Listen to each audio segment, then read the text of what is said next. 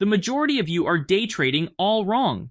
It is very likely that you are missing very key information that you don't even know you're missing. I will show you how to improve your win rate, your risk to reward ratio, and of course, increase your profits. For more advanced traders, this will at least give you something to add to your own strategy. First of all, we must focus on only taking high-quality day trades. Let's talk about what makes up a high-quality day trade. Whether you win or lose, I would say a high-quality day trade gives you something better than a 1-to-1 ratio, has a decent probability of succeeding, and you are certain that your analysis was solid whether it fails or not. So you need to have genuine confidence, not just a random good feeling on a Tuesday. This confidence needs to come from proper due diligence. So that is what I mean by genuine confidence. This sounds simple, and it is, but people struggle a lot with these 3 things. I believe the reason is that they don't have anything specific enough to help them meet these conditions. So I'm going to be giving you some guidelines in order to meet all the necessary conditions. I will give you a tip before we dig in. A lot of people think that it is an absolute requirement to only use one time frame for day trades, especially lower time frames like the 1 minute or 5 minute. This is simply straight up false. I'm not saying that you can't succeed this way, but you are missing out on a ton of important information from the charts. So why limit yourself? You might be surprised to learn that utilizing higher time frames to aid you in spotting day trading opportunities will actually make this a lot easier for yourself in the long run. For trading, we want to give ourselves as much edge as possible. Let me show you how this can increase the quality of your day trades in 3 steps. Okay, so step 1. On the higher time frames, we will take our time spotting significant areas or trend lines that may come into play soon. We are gathering context to help us find a day trade where the odds are in our favor. This will really help us find an opportunity that provides a decent risk to reward ratio and has a decent chance of succeeding. Here is a resistance area that price got rejected from previously 3 times. Now currently, price has reached this resistance area, and this signals that it's almost time for shorting opportunities to appear. Let's zoom into the 4-hour time frame to spot more important factors. Here we are at step 2, which is to identify the most relevant trend line or area leading up to the resistance. Okay, so on the 4-hour I identified an uptrend line that has a total of 3 bounces off of it. For shorting opportunities to open up, we want price to close below that line, so we will have the resistance area on the daily supporting our case and confirmation of the current bullish momentum experiencing weakness. Now let's bring in the 15-min time frame to see if we can get a solid entry. The most recent bounce was right here, so if we can get a close below this and the trend line from the 4-hour time frame, then that will be a reasonable entry. There we go. This was the entry because it met our conditions and it was a success.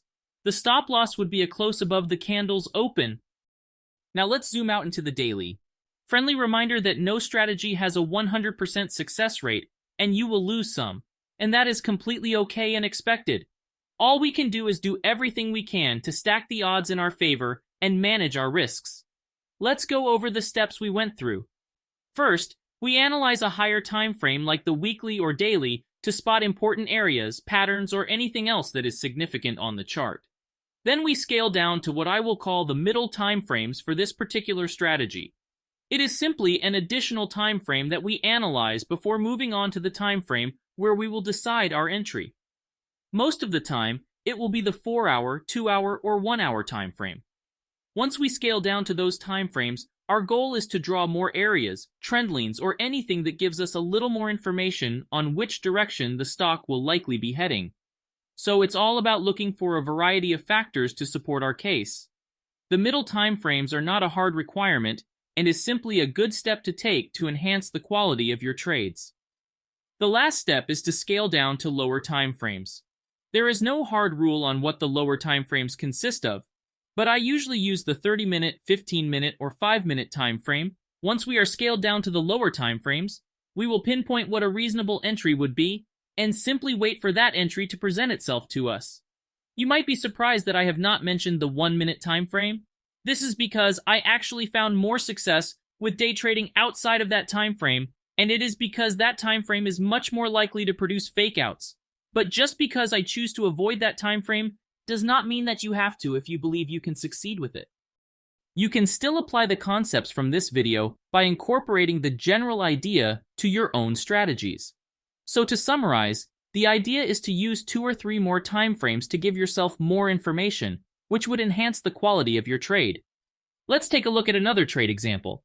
We are actually going to use the same chart from before, except we made it skip a couple of weeks for this next example. Let me just make it clear that you don't just have to use one chart.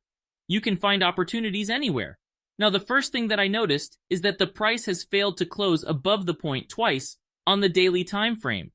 Along with confirmation of bullish weakness from before, this is yet again a bad sign for bulls. So we are looking to short once again using the same steps from before. Let's scale into the middle time frames.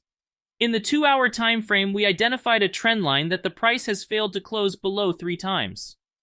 It looks like bulls are currently depending heavily on this line, so a close below that trend line would show even more bullish weakness for us to take advantage of. Now let's finally scale down to the lower time frames to figure out a more specific entry for day trading. On the 15-minute time frame, we can see that it would make a lot of sense for us to take an entry on both the close below the most recent bounce point and the uptrend line. This is pretty similar to how we did the previous day trade. Skipping forward, and we see that this was a success as well. Our stop loss would have been a close above the entry candle's open. Now let's move on to the next trade example. Once again, we are starting off with the daily time frame. Our job right now is to spot significant areas or patterns. If you look closely, this is the bullish variant of the symmetrical triangle. Now let's scale down to the middle time frames. Okay, so I picked this example because it's not very clear where you should draw a trend line. In cases like this, don't force it. You can skip the middle time frames and see if you can draw a trend line through peaks on the lower time frames instead. Now here we have a trend line that price failed to close above 3 times on the 15-minute time frame. We also have a bounce off the trend line from the higher time frame. These are signs that bullish momentum is starting to build up. A reasonable entry would be a green candle close above the descending trend line found on this time frame. So once we skipped forward, we can see that it worked out. Now let me mention that this trade is not ideal. I just wanted to show you that it does not have to look perfect for this strategy to work. But I would encourage you to look for setups where the trend lines pop out at you on the middle time frames and lower time frames.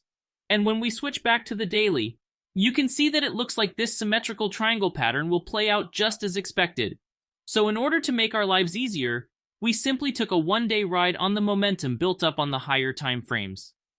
Over time, you will find that this is a lot easier than trading within a context that may not even be in your favor. As long as you keep the idea of working from the higher time frames all the way to the lower time frames, then I believe you will see improvements in your trades. Focus more on the concept rather than the exact steps, and feel free to tweak it in a way that works best for you. Now this trade here was a pretty fun one. Once again, we are starting with a higher time frame, like the daily. The most significant things to take note of here is that price is in a downtrend and the 180 moving average could be acting as a dynamic resistance. Let's scale down to the middle time frames to see if we can make a play out of this. The 2-hour time frame is in an uptrend, so we will draw a trend line to capture the health of this move.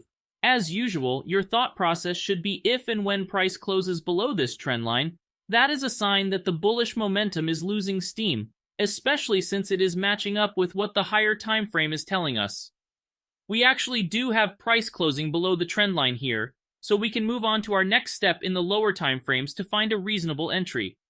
On the 5-minute time frame, I do not really see a safe entry yet. Price has been going downhill for quite a bit on this time frame, and a bounce can happen at any time now. What we can do as traders is wait for better opportunities to present itself. Let's skip forward a little bit.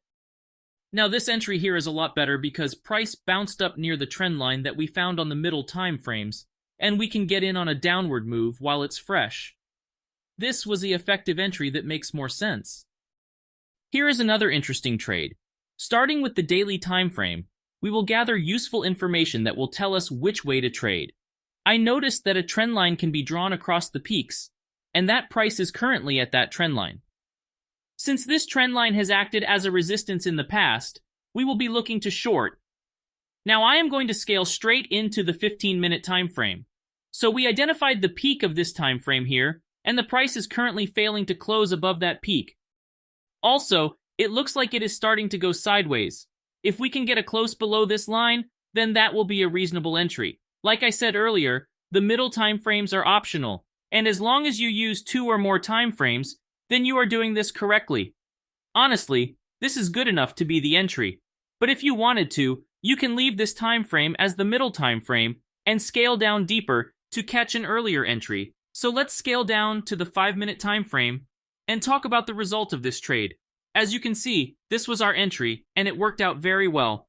This whole downward move took place in 1 day, which makes it a pretty solid day trade with a decent risk-to-reward ratio. Let's look at one more trade. Starting with the daily time frame, we can clearly see that price has broken above a resistance area recently, so the bullish momentum is very fresh. We can take advantage of this by using the steps that I have been showing you throughout the video. Let's scale down to the 2-hour time frame and see what we can find. Here is a potential trend line that price may or may not bounce from. We don't just want to buy blindly. There needs to be some kind of proof of bullish momentum picking back up. So I will draw a trend line on the current downward move here, and when price starts moving above it, that will be our bullish signal. I will now zoom into the 30-minute time frame to explain the result. This here was our entry for 2 reasons. The first reason is that it closed above the descending trend line that we found on the 2-hour time frame, and it closed above the most recent peak on this time frame. What I want you to take away from this video is the idea of using multi-time frame analysis.